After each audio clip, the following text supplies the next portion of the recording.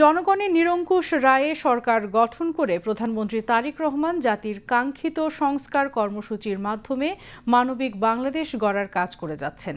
চট্টগ্রামে বিএনপি প্রতিষ্ঠাতা ও শহীদ প্রেসিডেন্ট জিয়াউর রহমানের ৪৫তম শাহাদাত বার্ষিকী উপলক্ষে আলোচনা সভায় এই কথা বলেন ভূমি এবং পার্বত্য চট্টগ্রাম বিষয়ক প্রতিমন্ত্রী ব্যারিস্টার মীর মোহাম্মদ হেলাল উদ্দিন।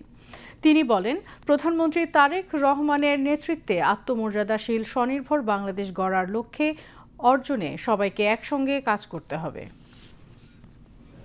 ঐতিহাসিক নির্বাচন যিনি জনগণের প্রত্যক্ষ ভোটে 2/3 বেশি সমর্থন নিয়ে যিনি জনগণের খেদমতে দায়িত্ব পেয়েছেন, আমাদের দলের চেয়ারম্যান গণপ্রজাতন্ত্রী বাংলাদেশ সরকারের মাননীয় প্রধানমন্ত্রী জনাব তারেক রহমান এমপি মহোদয়। দেশকে ভালোবেসে, দেশের মানুষকে ভালোবেসে, দেশকে উন্নত করতে, আত্মমর্যাদাশীল একটি দেশ হিসেবে পরিণত করতে এবং স্বনির্ভর বাংলাদেশ গড়তে ওনার যে যাত্রা, সেই যাত্রায় আমরা সকলেই যেন সেই যাত্রার সহযাত্রী আমরা হতে পারি।